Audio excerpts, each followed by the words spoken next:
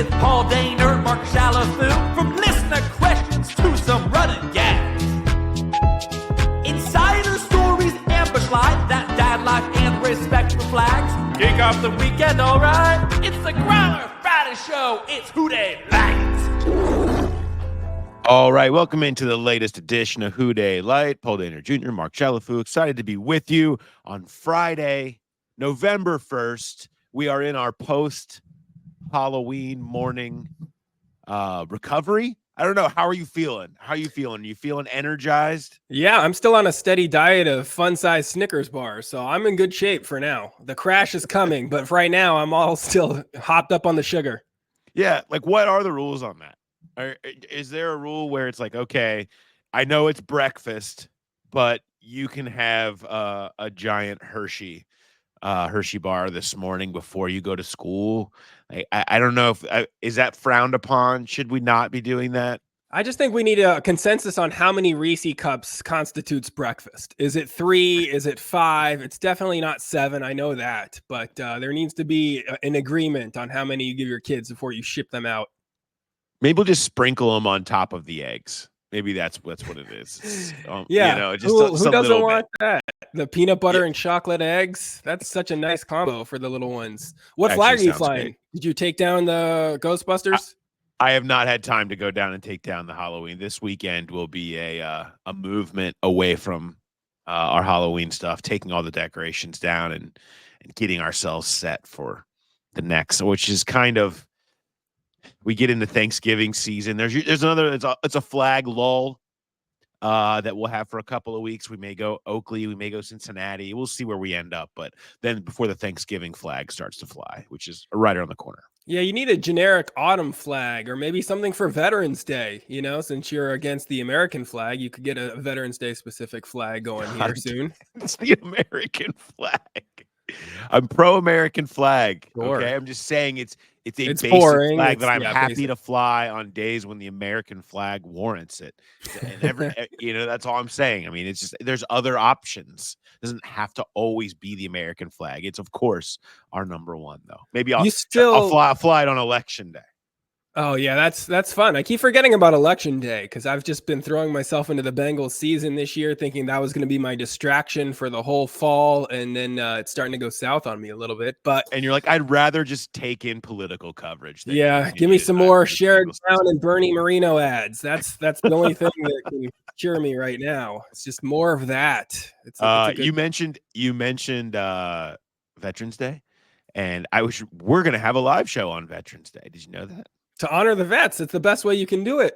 Yeah. Oh, well, yeah. We're not really specifically for them, but we are going to do our live show at BetMGM Nation Kitchen and Bar at the Banks. We're going to have we do our preseason media spectacular where we give our big takes for the season and we all talk about where we think things are going and this, that, and the other. And it's a great time. We had so much fun doing that on the Thursday kickoff game. We're going to do it again as a mid-season media spectacular. We're going to do it before Monday Night Football on the 11th down at Nation. And so it'll be all the drink specials, all our giveaways, our greatest friends, Cincy Lights. We're a big giveaway announcement will be coming soon on that, but it's going to be a fun show. We'll be there at 7:00 that night. And so if you want to reserve a table, nationkitchenandbar.com, you can go there, reserve a table for that or any big event, including the UFC fights they do down there and everything else. So make sure you get on that. It's going to be a ton of fun. Looking forward to it. I think we need to put everybody's preseason takes on blast because there were in retrospect, some rough takes that were fired into the night on that Thursday of the opener. I don't think anybody was expecting to have to be accountable to those predictions. They all thought this is a yearly show. It's fun. You come here. It's a packed house. You yell, Bengals are going to win the Super Bowl. Everybody cheers and hoots and hollers because we're going to the playoffs or this or that. And now it's going to be a little bit more somber. Some of these people have to be accountable for those huge predictions. We will still have fun, but we will put everybody. Maybe we have a worst takeoff. Who had the worst take at the opening show? Yeah, that would be a good one. Put them up against each other. I think it's something we might have to pull that out that night. Are we gonna have the prize again? What's that? You bringing the prize wheel again too? Like the Hell yeah. all Love the right, prize let's wheel. Love go. the prize Some wheel. great Cincy shirts that we gave out last show too. Those were a big hit. The Growl Pal shirts in white. Had a Cincy shirts recommendation that showed up this week. Okay. This was on Twitter. It was from Lawrence B. And he said, hey, Paul Dehner Jr., Jay Morrison, Mo Egger, you need to get your proud sponsor, Cincy Shirts, to make F Your Fit t-shirts. That was the highlight of my week. Mo kind of melted down on the Tuesday show a little bit. If you didn't listen to in one section, if you didn't listen to Balds on Tuesday, but he screamed F Your Fit when regarding to players that didn't claim he didn't fit into the Bengals plans, and it was a very impactful F-bomb. One of those that he doesn't really do that, and so he kind of saved it up for just the right moment, and it was very well done. I'm all for. I think you put the F Your Fit t-shirts right next to the I'm Having Fun t-shirts that he has from Cincy Shirts, and just have the duality of Mo Egger on display. I like it. Yeah, I think that would be huge. I remember I was his first producer when he started as a talk show host, and I only had to use the dump button on him maybe 6 or 7 times in the 10 months I was with him. So he is very cautious with his language and doesn't get to throw out those F-bombs on his show. So when he is throwing them on our show, you can tell that it's worth, if you miss the rant, it's worth going back for a listen 100%. I do like the idea of the shirt too, like the F Your Fit.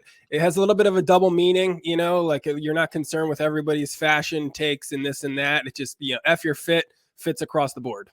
Yeah, it really does. And the real ones, they know. I like that he just threw the clean rating on this show just straight into the trash for that one. It was worth it. I could have edited it out, but I felt like it was worth it. Yeah, you can't edit that. You got to leave that. Apologies to people that listen with their kids. Sorry about that one. It does feel like the first time you hear your mom swear, she burned the roast, and then you're like, oh wow, mom says those words. That's kind of those vibes with that one, but it was necessary, and I appreciate it. And that's the difference too. Like I had that venom on a Tuesday. I had a lot of F Your Fit energy on Sunday for sure.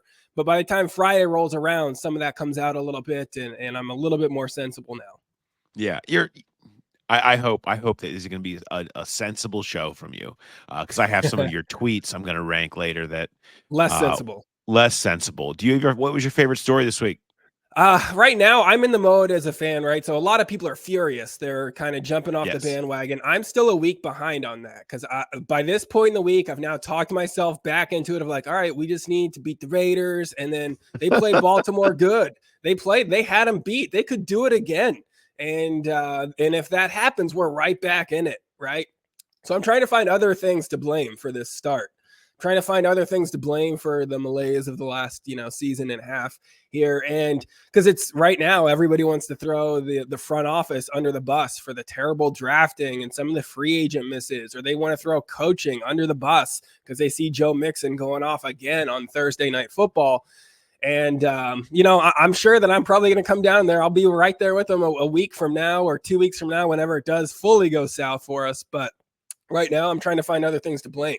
What changed from last season, after having 2 great seasons and then having a season of Joe Burrow being hurt, and that was kind of a lost year. This one shaping up to be another lost year. So I'm trying to find different things to blame. Right now, I think my leading contender is Skyline entering Paycor Stadium, taking over for Gold Star. Maybe that entered some sort of curse and just ruined the vibes and the mojo down there. And everybody was psyched about that move at the time. It could be a Skyline curse. Skyline's not a sponsor of this show, too, so we can feel fully fine going after them and blaming them for what's happened. Maybe my second place would be Joe Burrow's hair changes every year. That's become a big offseason story. But stick with the same hair. Keep your same hair when you were good. That's the real reason. It's not this poorly constructed defense that can't stop the run or get any pressure at all. No, it's Joe Burrow's hair changes. That's what we really need to have the conversation about. It's hard having your hair change happen when the team is struggling. Like, you want to be able to sit up there and be cool and look cool and have your cool hair, and then you're having to say things like, that's not my job, and we got to get better, and it's a must-win game, and you got your weird hair. And it's like, man, it would really help if you had normal hair right now and you wouldn't feel like, because it's like joking. There was joking about Halloween candy and his dislike of Halloween this week, and it was like, it felt out of place. No, you're supposed to be sad and serious, and you can't have fun up here, okay? And it feels like his hair's trying to have fun, and then his body and his mind are not letting him. Yeah, well, his face doesn't look like he's having fun in some of those post-game press conferences. No. His hair's like, yeah, we're going to the playoffs again. You know, we're going to best offensive line of my career. We're going to put up MVP numbers, and he's doing that, but his face kind of belies what the rest of the team is doing, and then that's kind of where they are now. I don't feel like, you know, people are trying to read into Joe. Is he mad? Is he trying to send messages? Look, if Joe ends up there in a post-game press conference wearing our F Your Fit t-shirt, then you'll know he's mad. I don't think it goes any deeper than he's just sick of losing for this particular moment. Then people are trying to really stretching to make it worse than it is. And you get these like weird aggregation sites that will have like Joe Burrow is unhappy in Cincinnati. And I was like, what? Wow, what did I miss? I really thought I was on top of this, and you click on it, and no, it's just like the basic stuff that he said at the press conference that did in no way say that he was unhappy in Cincinnati, just merely that like they're trying to figure out how to win some games or whatever. And I'm like, man, why is it? And then everybody thinks that that's what's going on, right? It's just like this is our media world, or this is what happens. Yeah, that's a really fun environment when you get some anonymous accounts that are just like, yeah, Joe Burrow's ready to leave Cincinnati. And you're like, what is this about? And it's just, you open it up and it's like, no, job.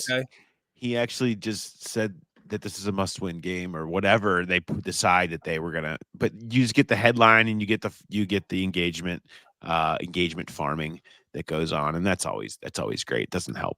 The team's got enough problems. They don't need the aggregators. They do need better branding too, because like going from a mantra of they got to play us, that's exciting, but the mantra of it's not my job is not as catchy. It's not going to really pick it up. No, it's not my job. Although I know a lot of people that would definitely wear that shirt to their office. Actually, oh yeah, you know what? That would not be a bad shirt either. We're cooking with some good shirt ideas. Two shirts. Send it over to Cincy Shirts. We got 2 winning shirts that can go on. It's not my job shirt. Let's go. What was your favorite story this week?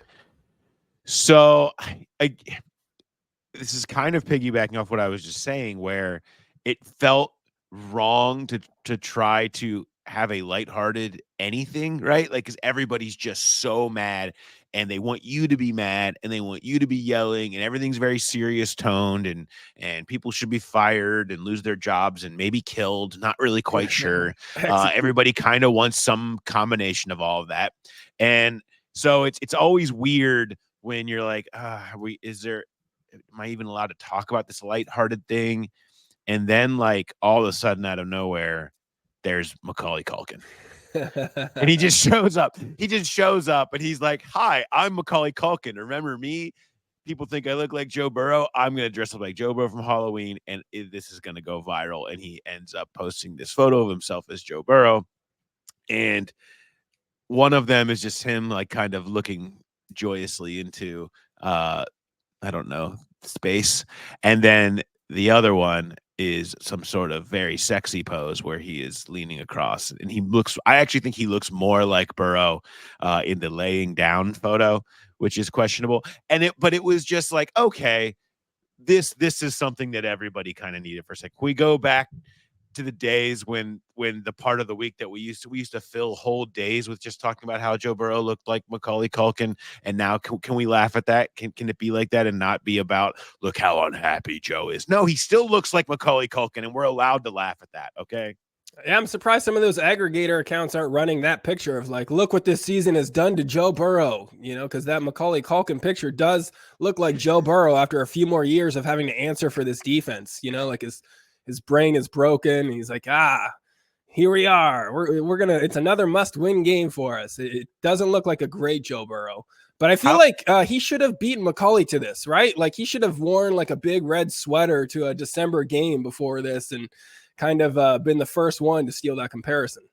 Yeah, there should have been or at least to maybe like the Bengals Christmas party. He could have shown up like Home Alone, and I mean, like the robe and the like hands on the Yeah, face hit that move. Like once I or feel like twice. could have done that a couple of times. I mean, I feel like there was a spot for that. Does Macaulay Culkin enter ruler of the jungle conversation for this? Oh gosh, absolutely. Because Yeah. half the rulers of the jungle, it's like people you've never heard of. It's like I'm not a pro wrestling guy. Who is this dude? And having like a Tyler Eifert, that's a much more common reference for Bengals fans. But Macaulay Culkin would be huge as ruler of the jungle. Let's go. Maybe you do it around the Christmas game, and you can lean into the Home Alone spirit and the Joe Burrow connection. Would Joe Burrow sign off on that? That's the question. I think there's potential here. I think you got to consider Macaulay Culkin for ruler of the jungle. Absolutely. I feel like he would crush it as ruler of the jungle for sure. Thanks to Macaulay Culkin for dropping in and trying to bring some lightheartedness to a week that no one wanted any of that. So thanks, Macaulay. We should get him on the show. Let's go. Absolutely. Do an interview with Macaulay. Ask him how his costume went over. Look, we're one loss to the Raiders away from that being where we go next week. Okay, so don't pretend that's not true. Can I rank your tweets?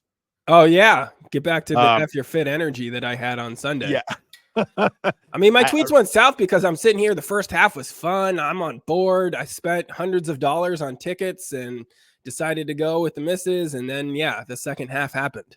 Yeah. So you started early with the inactives, and went with T trying to make himself more affordable to stay in Cincy. What a guy! Gosh, I forget how much has changed. It was just a week ago that he got hurt. So that was when the inactives came out that he was officially inactive with that quad, and you were giving some love to T for trying to keep himself in the pay range that the Bengals are comfortable living in. Then you had one that I actually think was a nice summation of things. Evan McPherson is the 2024 Bengals. Should be good, kind of not. Doesn't make sense, but does make you mad. Yeah, that's that still really where does I sum it up. I feel like that is kind of how Bengals fans feel right now. Like it's almost unexplainable. Like, man, even Evan McPherson, like this doesn't make any sense. What is happening here? Right. This is the thing that's supposed to work, and it doesn't make sense when it doesn't work. And sometimes you still have faith that it's going to work, but then you look at the season, and you're like, no, it's kind of not working. It doesn't make sense. Still doesn't make sense. Still doesn't make sense. Save Perfectly us, put. And then we have Miles Murphy was a project, like one of those projects in high school where everyone waited for the smart kid to do the work. Then slowly you realize your group never had a smart kid, which is I mean, that's where we are right now, right? Yeah. Like everyone remembers that feeling in high school when you're like, all right, this is group project time. All right, I get to coast. And you look around and you see everybody looking at you and you're like, oh no, they think I'm the smart kid. We are screwed on this one. We are screwed. So well done. There were others. They went in many different directions, but that's my top three. How many sacks does Miles Murphy have so far? I believe he has none. And how many more does he need to hit your number when you were talking about? Well, first of all, he's still in the ramp up phase, Mark. Okay. Like, look, he missed the first 4 weeks. He's coming back off that injury. Okay. Yeah. It takes a while. He missed 6 weeks of activity, getting himself back into shape. He's just now starting to reach that level. Okay. So that 8-sack game, that's now coming. He goes. So now I'm saying, so split that in half, split my number. Let's say 4.5 or 5, depending on which show you're going by, where I said 9. And at one point I just said 10 just to be bolder. And split that in half. He gets that in the second half of the season. I'll go on a very flimsy branch on that one and say that maybe that happens. Even when we're giving you the inflation adjusted figure here, it's just not, you're still sticking with it. Still sticking with 4.5 with everything you've seen from the project so far. And the fact that you still think he gets to 4.5 sacks, huh? Your take can never be wrong if you just keep buying time on it. Okay. Eventually something will happen. You'll either forget about it or something will change. I'll always have an excuse. It's sort of like the deny principle. You just keep going. just keep going. Eventually you'll have one game where he gets 2 sacks, or like it'll be the week 17 or 18 game against, the third string backups for Pittsburgh or something like that, because they've clinched and Murphy goes in there and gets 5 sacks in one game. Yeah. And you're just like, yeah, that's right. Told you, here it comes. Yeah, and then you get to go into the whole offseason saying, oh, that glaring need, that glaring deficiency we had all season, that's solved. Miles, he put it together in that last game, so it is solved. We can get Trey Hendrickson out of here because we've got the best edge in the league now, and everything's fixed. Everything's fixed. Beautiful. We have a lot of questions to get to. We do have a lot of questions, but we need to start with the most important question asked. That means our guy, Eric Sztanyo, Keller Williams, star realtor. How's Tito? Tito, he's knocking on the door. He's going to be right there. I was going to say, have you connected with him yet? Have we got him hooked up with the place that he needs? Yeah, he's talking to ownership about new expenditures, and we're getting the paperwork ready on our side. That's good to know. Good to know. If you don't know, go to Team Sztanyo on YouTube. Go to his YouTube channel. If you don't know anything about buying, selling, markets, anything you could possibly want to know about real estate in Cincinnati, he's got you taken care of. And of course, you can always just reach out to Team Sztanyo. He's everywhere, including on our show. And you've got questions for me. What do you got? I've got questions. Yeah, I assume you're going to get a few angry questions this week, so I might scale back from that. First of all, I want to say awesome live show. Great being down there again. Full house, standing room only. Actually ran into a growl pal. My attorney was down there. Big friend of the show. Wow. Also fan of residential urinals. And so wow. good to have him down there. He was down there with his son. I brought my son. My son got to meet Mark. I said, son, this is Mark. He's a professional comedian. And his mind was just like exploded. Was like, that's the thing? You can do that? It was amazing. He really enjoyed that. So thanks, Mark. Yeah. Okay. So, tough week for Bengals fans. That's fact. A lot of angst, a lot of anger. It was a measuring stick week, and it was pretty sobering. I think we all kind of realized this is not a very good team, at least right now. I'm hopeful, like the Growl Pals out there, we're hopeful that they could make a playoff run. We know they can beat anyone with T, so there's still hope. But I think for me personally, and maybe I'm going to encourage the Growl Pals here, it might be time to be a little bit less optimistic. And maybe a little bit more pragmatic. Okay. With where we're at in the season, maybe it's time to reassess. We're turning the page on Halloween. We're in Thanksgiving time. I'm thankful for this Bengals team to allow me to think, what can I do now with maybe a little extra time I have on my hands? Obviously, I'm still gonna, and all the Growl Pals should consume every bit of Growler podcast content. Of course, obviously, yeah. You're not gonna pull that back at all. But no, do you have a little extra time now to, I don't know, rake the leaves, to take your wife out on a date or your significant other and spend a little bit more time with your kids, or have a conversation that you've been neglecting? Burrow and Zach, they always say we're going to work harder. We're going to be better for next week. Maybe this is a gift to us, the Growl Pals, to step back and say, what can I do to be better as a person, as a human being this week? And so the question, Paul, before you guys get into all of the very angry, I'm assuming very, very angry questions, is you've seen every side of a Bengals team from growing up here to being a journalist. What's your advice to the fans out there right now, given where we're at this point in the season? Sports are supposed to be fun. Yes. I know that it's hard when the team stinks and you are like deeply passionate, invested, and feeling like they are playing with my emotions, Smokey. It doesn't feel right. I understand that. But I think the perspective that sports are supposed to be fun, find the enjoyment.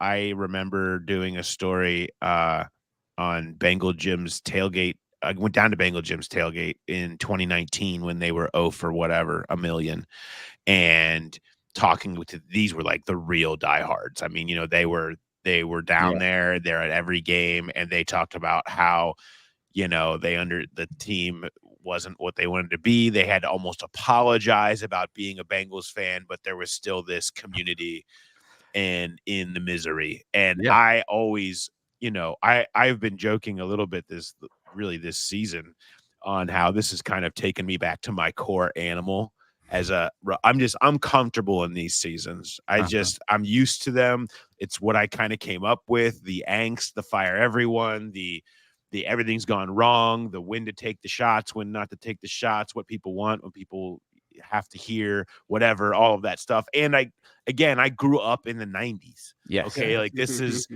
is what it is. This is sports. Well, this is way better. Sports are finding joy in the misery, right? Isn't that what it's supposed to be? At least I think it's what it's been if you are anyway in my age range and had to grow up in the 90s. So for that fact, I think you just have to find that. Like you just find what it is that you like, whether it's the people you do it with, whether it's making fun of the team in a group chat. Yes. Whether it's, obviously the joy you get from consuming all of this content, whatever that is, find the joy in it. And that's how you are a fan, whatever that is for you. And if that means turning it off because it's making you take that measuring stick that you had and hit your dog with it, like then you need to back up. Then you need to back off, and decide that maybe it's time to yoga would be a good hobby to take in or something like that. So I'm with you. Just find the joy. Find the joy in it. Remember, sports are fun. Find the joy, build the relationships around you. And that's why 2021 was so fun. We didn't have these high expectations. It was just like, what is happening? Because we'd been, we've been so used to disappointment. And now our expectations are so high. It's like, there's nowhere to go but sad. You just got to back up, find the fun. I love that. I'm with you. I'm with you. And enjoy it. Enjoy how bad things are. And I know that sounds weird, but I always say if things are so bad, they're good, right? Like because you can just laugh at it. It'd be historically bad, be funny bad. Yeah. Those are the types of bads that I like. And there's plenty of history with the Bengals of those. And you never know. Maybe good's around the corner. It's all these soft new fans, right? It's all these the ones that are new that have shown up, but we love them. We love them. But that's why I thought this was an important. But they've not gone through this. They've not. Yeah, no. This is a first. That's right. A first sense of failure for some of the fans that have all come over since Burrow has risen up. Right. Welcome to the Cincinnati fandom club. More of a true feeling of it. Can I ask you a question before you leave us? I would love it's like winter is coming right around the corner here, and I know that I've always kind of heard and seen that you shouldn't probably be trying to sell a house in the winter. Is that true? Is there any advice to doing that, or is it just don't do it, wait for the spring and summer to actually try to sell your house? Good question. It's definitely seasonal here in Cincinnati. In the peak of winter, like January, February, sales go down about 30% from the average. So it really depends on your situation. If you have to sell, you have to sell. But if you're trying to get top dollar and you can wait, I would probably wait till spring to get the most out of it, because you're going to get the most buyers, the most demand then. Now, flip side of that, if you're a buyer right now, now's a good time.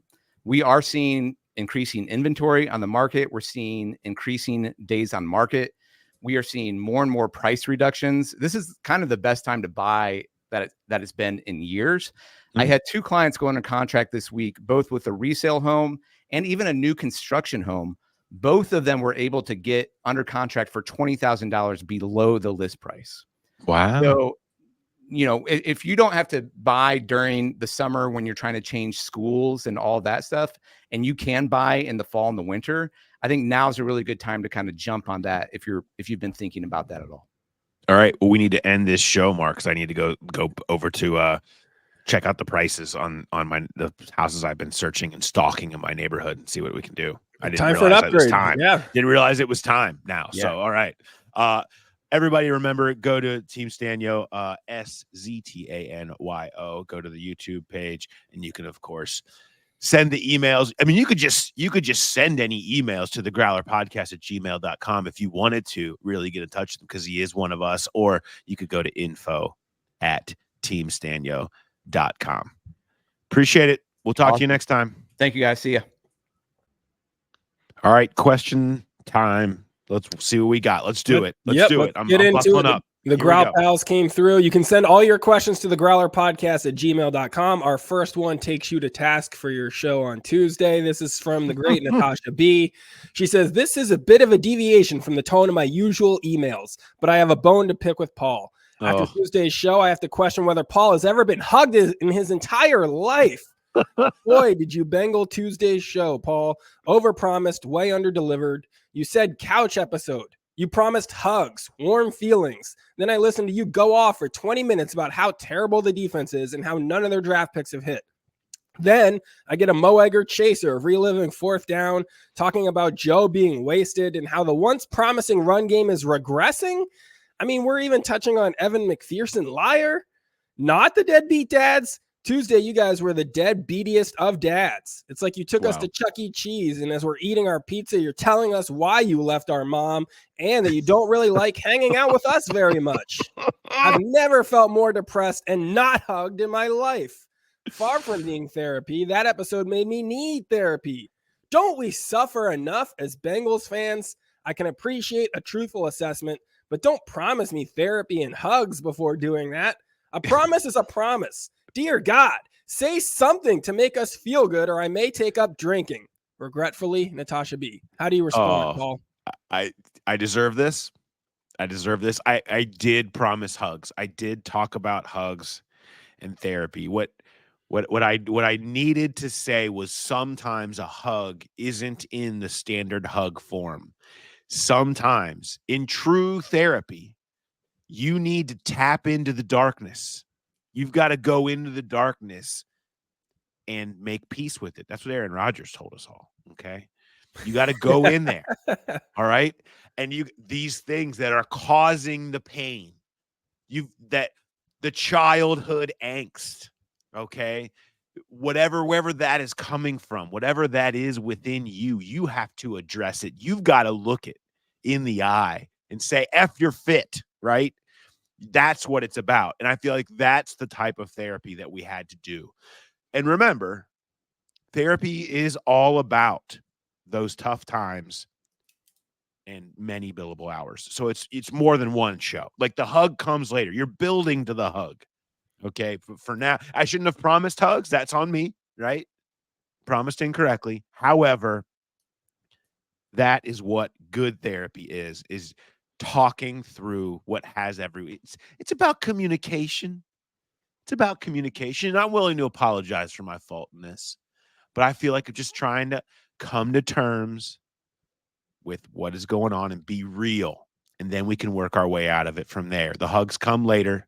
That invoice will show up sooner. Yeah, the way you're describing therapy just makes it sound like a scam anyway. You know, it's therapy that just requires more therapy and requires more therapy, and you promise hugs, but they're coming. But you know what would feel like a hug is an F Your Fit t-shirt. That would feel like a hug. That would fit you snug like a hug. Get a nice medium F Your Fit. That's what I like. Sorry, Natasha B. We love you. Our next question is about fourth downs. And so this guy said he came to a realization this weekend. He's known it for a while. Every team that plays the Bengals shows zero fear on either side of the ball. He said, I'd love to know which team has had the most attempted fourth downs on them. Even the Giants weren't afraid to go for it against us. And on offense, every team loads the box on third down, regardless of the yardage. Even if the line isn't good yet, you have to trust them to hold the line and get a decent playoff. They did it in 2021. And then he says, final note, Joe's most likely the best thing this franchise will have for the next few decades. If the front office wastes his time here, it would be foolish of me to continue to support them. And after hearing Whitworth talk about his departure, that video was going around a lot this week. He said, I get why nobody wants to play here. It's pretty sad. But then he does end with, I'm still going to listen to the podcast, even if it goes further south. And that we do appreciate. Yes, absolutely. Okay, so a couple parts to this question. I'll start with the fourth down portion of this. They have had the third most total fourth down attempts against them this year. The most is 18. They have had 17 times teams have gone for it against them on fourth down. They are fifth worst in stopping that. So 71% of the time, 12 of the 17 have been conversions on 4th down. So your gut is validated, confirmed there in terms of it has not been good. There hasn't been fear. And why would there be? Because teams keep doing it and doing it successfully. So you've got that. The Whitworth video, I do want to, that it was funny because that thing showed up and people were like, whoa, look at this. And next thing you know, it was viral. And I was like, I've definitely seen this. And it's actually from the Super Bowl, the Super Bowl. And so I don't know. It's been out there for a while. And we had Whit, and when Big Willie was going in, when Willie Anderson was going into the Ring of Honor, we had Whitworth and Willie Anderson on the pod and did a combo with them. And Whit told a couple of stories very, very, very similar to this about that time. And it's, I just think the whole Andrew Whitworth thing was, relitigating it is hard. But it's about the communication thing. And that, to me, I look at it more as insight into, the role that Mike Brown plays, and how he's different, than some of the rest of the family in that regard. When you listen to that whole story of him talking about how he appreciated Mike Brown's honesty and the letter that he wrote to him and all of that stuff. And that was a big part of, I think him even feeling better outside of what went down with everybody else in that whole debacle. So I think people love to point at Mike for reasons that are obvious over time here. It's not always him. And I think a lot of the stories that go on behind the scenes sound, and I'm not saying that like Troy and Katie are the enemies, but I'm saying that I think that a lot of times it's, Mike is a lot softer than you might think. You just assume that he's Mr. Burns, and that's kind of the image that people have of him. It's not always that way. But I get why the video went viral again, because if you are a fan that hadn't seen that, that's just giving you more frustration, right? Because it's not like it was just a Whitworth issue, and that was the only situation like that they mishandled. Fans are still raw from seeing Jesse Bates have another Pro Bowl season and like, that was kind of mishandled. And T. Higgins is in his last season here, and there's been, a lot of confusion around that, and the Jamar Chase stuff that they started but couldn't finish and ruined his camp, and those things just continue to stack up. So if you were a fan that missed that video, I definitely understand why that went super. And viral. DJ Reader, it's Reader too. It's consistent across Jonah Williams when he had his issues. It's the thing that comes up all the time is what Whit was talking about. It's the communication. It's they feel like there is a lack of communication and feel blindsided by a lot of this stuff. And, in an industry where these guys as players and coaches are just brutally honest with each other all the time. Like, I'm glad that you and I don't sit down after every podcast and be like, here's how you screwed it up this week. But that's what they do. Like, that's the world that they live in, to correct all the time. And I think that a lot of players that have gone through this stuff, and we've heard this consistently from them on the other side, is the communication of it, and it creates a feeling of disrespect that they feel like they deserve better than. And that's where a lot of that stuff comes from. Yeah, absolutely. Our next question, she says, hey guys, there's a lot of calls to fire Zach as usual, but I think he's a decent head coach. The problem really seems like he's a passing game coordinator rather than a semi-offensive coordinator / play caller. He's had no interest in running the ball since he got to Cincy, something pretty obvious given the linemen they target. Burrow's great, and if the defense was average, we would have a decent record, but that doesn't mean there's no need for a run game. I don't know how much pitcher likes running the ball, but something has to change. It's not just the questionable play calls, but the lack of any kind of run game. It just kills drives. He runs the ball when he thinks he should, and then he just gets back to throwing the ball behind the line of scrimmage on 4th down. Is there any chance Zach gives out the play calling to pitcher? I've kind of given up there on being any run game while Zach's still in control. From Jen, another female growl pal, which is good for our demographics. Love it. Thanks, Jen.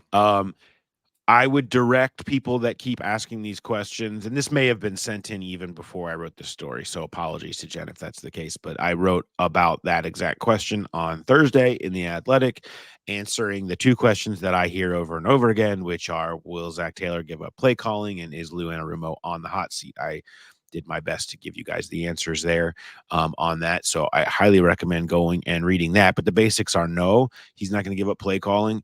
And to answer, we talked, one thing that we heard from Dan Pitcher this week when we talked to him was he talked about, I am on record as saying this, and I feel the same way now.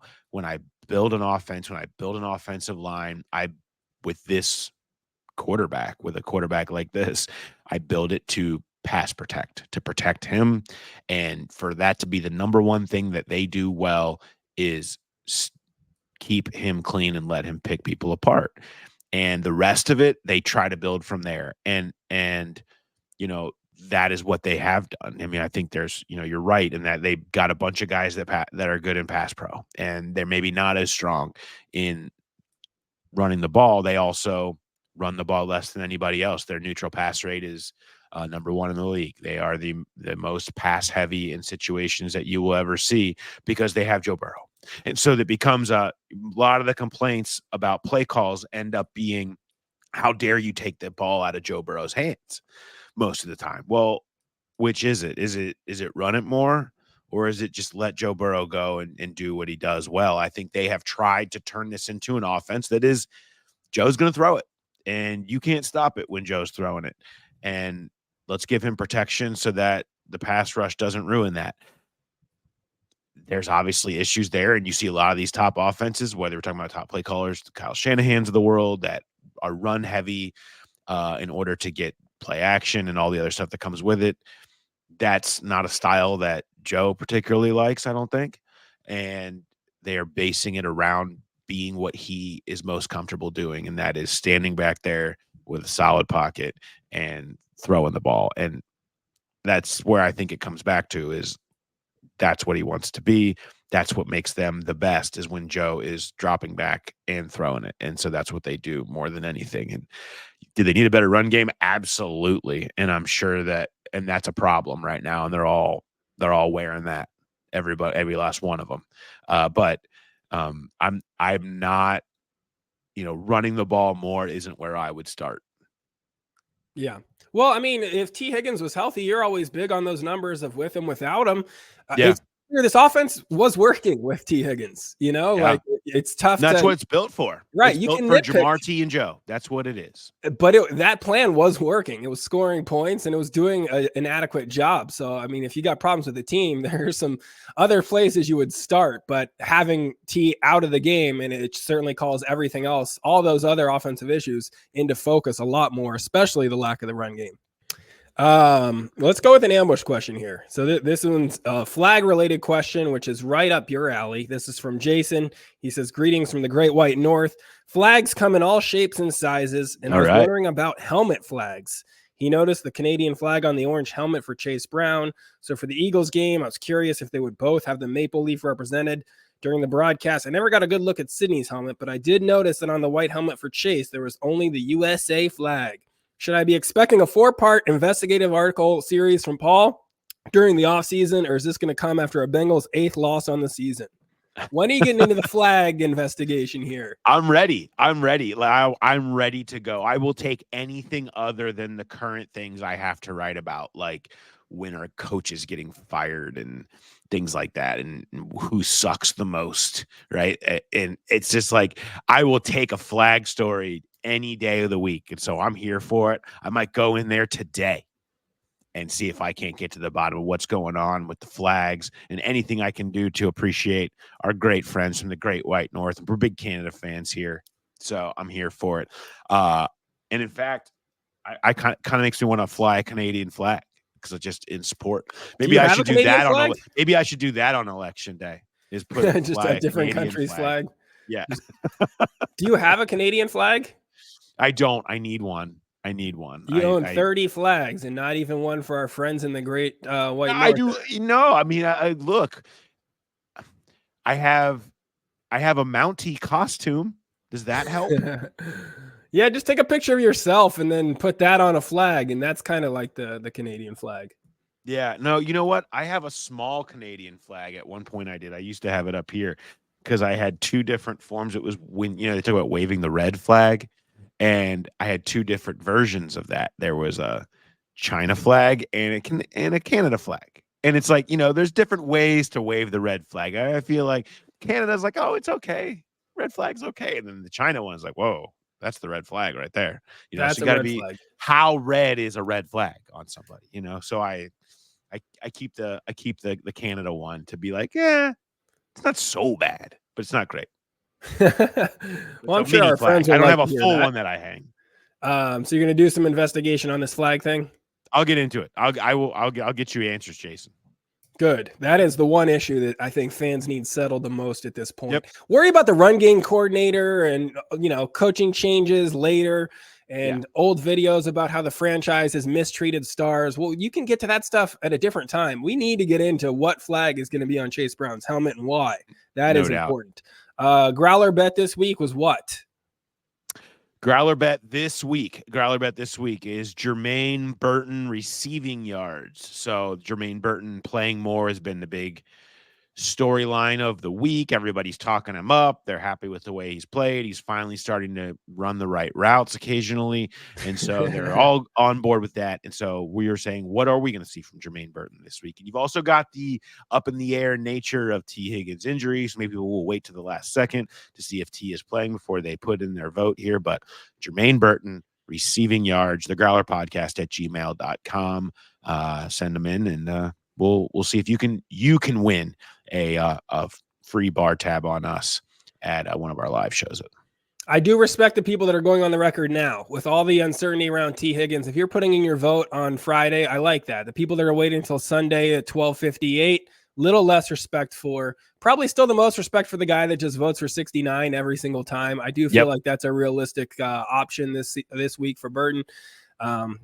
He's going to get some more chances probably unless T miraculously heals pretty quickly. And so it's going to be an interesting one to watch for sure. 100% on that one. What is going on in your comedy world? Where are you going next? This Saturday, I'll be at Oxford. So that's kind of close to some of you Cincinnati Growl pals. So I'll be up there at whatever the big community theater is up there. And then on Monday, I'll be in Nashville. And then next Thursday, I'll be at the Midland Center for Performing Arts in Midland, Michigan. And then I go to Lancaster, I think it's November 16th, and then Tacoma on Thanksgiving weekend. And the big one for all the local Growl pals in the Cincinnati area, I'm headlining Go Bananas December 5th through 8th. Those tickets are on sale now. Awesome. Yeah, everybody loves going to Go Bananas. So make sure that'd be a great one to get to out there. Good to have you here locally. Yeah. Local Go Bananas show. I love that. Less time on an airplane in December than in November for sure. What do you have for dad life? Mine is Halloween related because I'm in the new neighborhood. So I learned that we've got 5 neighbors that are full-size candy bar neighbors, which I did not expect that. We had a ton of candy. I went hard on the candy because I didn't want to be the guy that runs out in the new neighborhood and just ruin my reputation. So I was giving away fistfuls all night long. And then you get down to like the last 2 or 3 people, it gets to be about 7:30, 7:45, and it's slow. And you're like, I know the kids are going to have a ton of candy. I don't want to have a huge bowl left, right? So you're looking for that one last closer to walk down your street. Usually an older kid, maybe an 8th grader, freshman in high school, something like that, where you can just dump that bowl in, feel like the hero. They leave happy. You have less candy. You've got to worry about your kids eating. And we had that last night. There was a high school aged girl walking down the street. I'm like, all right, this is my chance. I'll get to be the cool guy, give her a ton of candy. I got my bowl ready, hands on the bowl. And as she walks up, she says, instead of collecting candy this year, I'm collecting canned goods and non-perishable items to donate to charity. What? Just a killer. I wanted to be the hero. Now you get to be the hero. You're this saint that's just collecting things for the poor. Instead, I can't give, a well-off kid a ton of candy she doesn't need anyway. So now I've got to go run back into the house and get a couple cans of soup to give to this high school kid so she can go donate them to the less privileged. It's like, come on. We do that at Thanksgiving. The canned food drives are now here. It's November. That's when we do it. Props to her for being a stand-up kid, but she stole my moment. Don't steal your moment. I mean, look, the do-gooders these days, don't they understand? This is about you, Right? okay? Not about everybody else. Yeah, I want to be the hero giving the candy to a kid that doesn't need it. And now I've got to go sprint into the house, find some sort of, non-perishable food item to give this kid so she can take it to, food shelter. And, props to her for thinking about that, but really threw me off my game there at the end. Yeah, that is that I have some Halloween takes as well from last night. So the lack of Skittles for me to take out of my kid's bag is appalling. I don't know what happened this year. Maybe there was a shortage, or maybe the neighborhood that we were going around, like, just for everybody was on the same level of like, we're anti-Skittle here. I don't know what it is, but I searched and searched after they went to bed to get as many of their Skittles out of there for myself as possible. And I couldn't find hardly any. What is going on? What do you hear? Did something happen in the Skittles world? I haven't heard. We're not giving that out. It's like the perfect Halloween candy. It is. I love the little mini bags of Skittles. I even held a few back from what I handed out to kids last night, just so I could guarantee myself a few Skittles on the backside. But also, here's the other thing I noticed last night. M&M's, terrible candy, did not hold up in the rain. It was the only candy wrapper out of all the candy that started to like disintegrate when it got a little bit wet. Every mini pack of M&Ms I saw last night, peanut or regular, was just useless, destroyed, had to go straight to the trash. Even better argument for the Skittles. Those wrappers hold up. Where were the Skittles? Where were the Skittles? I do have one answer for you on this, and I don't know if you want to hear this, but a lot of people buy those combo bags now, right? Where it's like you get the Skittles and the Snickers and this and that. A lot of those, they've been pairing Skittles with the tropical Skittles. Nobody wants that candy nepotism. Nobody wants the tropical Skittles. So maybe the real Skittles are taking the hit from getting paired with their less successful cousin. Well, I wasn't happy about this, but I do need to tell you, I was very concerned about something that I did see. Okay, this. So I know those that are listening, I am holding in front of me, it looks like a baby bottle. And for the top, when you take it off, where the pacifier should be, it's like a ring pop top, right? You take it off and you open it up, and inside is like essentially Fun Dip, and you take it and you're supposed to dip this like pacifier down into it and lick it off. It's essentially microdosing cocaine for children, as far as I can tell, with a ring pop and a pacifier. What drug addicted raver decided to do this sort of, is this homemade? There's no way these exist other places. I have never seen anything like this. And why people are making things that are literally, look at how it is almost a full small baby bottle of this Fun Dip stuff. It's basically just, I was waiting for them to be laying it out and doing lines in the kitchen. I mean, this is unbelievable. Homemade. I don't know what to call this other than clearly someone who spent too much time at these all night raves is like now in charge of doing candy. This is the most frightening thing that I've seen on a Halloween in a long time. Yeah, especially if it is truly homemade. You can't trust that kind of stuff. I feel like any new candy innovation has happened in the adult candy world, and it's, marijuana-based gummies and candies and things like that. You're not seeing a lot of truly innovative things at the kid candy level. That does scare me a little bit. I don't like anything that's got multiple. No labels is weird. No labels, no companies to answer for this. There is like a Best Buy date on the bottom, Best Buy 1/10/26. That's it. 26. I don't know what company makes it. I don't know where it comes from. All I know is this is not safe, or something that I cannot believe that it exists. A tiny jar of powder and a sucker with no label is weird. Why are we taking the labels off? I need something. Somebody needs to be held accountable when this goes sideways. That's all I'm saying. Okay. Yeah, that is a dangerous amount of sugar that you're holding up. Have you tried it?